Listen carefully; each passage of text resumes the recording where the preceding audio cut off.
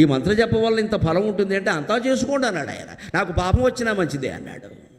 ఆ సంస్కరణవాదం ఈవేళ చాలా అవసరమండి, చాలా అవసరమండి. అన్ని కులాల వాళ్ళు, అన్ని ప్రాంతాల వాళ్ళు, స్త్రీ పురుష భేదం లేకుండా హిందూ మత గ్రంథాలు అన్నీ చదవండి, అన్నీ చదవండి.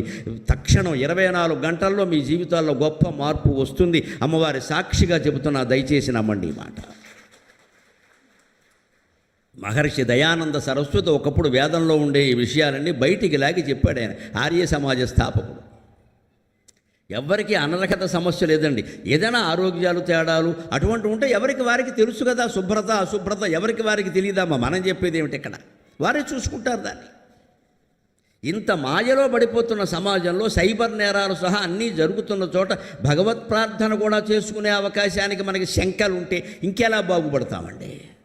మామూలు తలనొప్పి ఈవేళ. కలుపులతో సలుపులతో కలగా పొలగమ్ము తల్లి.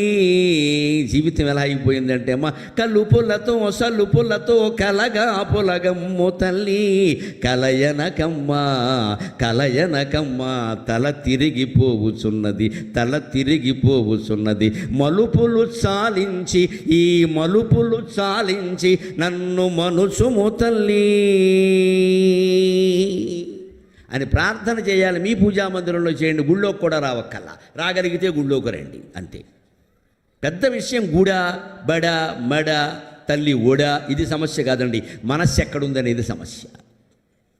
మీరు చిత్తశుద్ధితో చేయగలిగితే మీ పూజా మందిరం చాలు, బయటికి రావక్కర్లేదు. మీరు మీ జీవితం అంతా దేని మీద ఆధారపడుతుంటే దయచేసి మీ ఇంటికి మీరు 2 కోట్లు ఖర్చు పెట్టి ఉంచవచ్చు. పూజ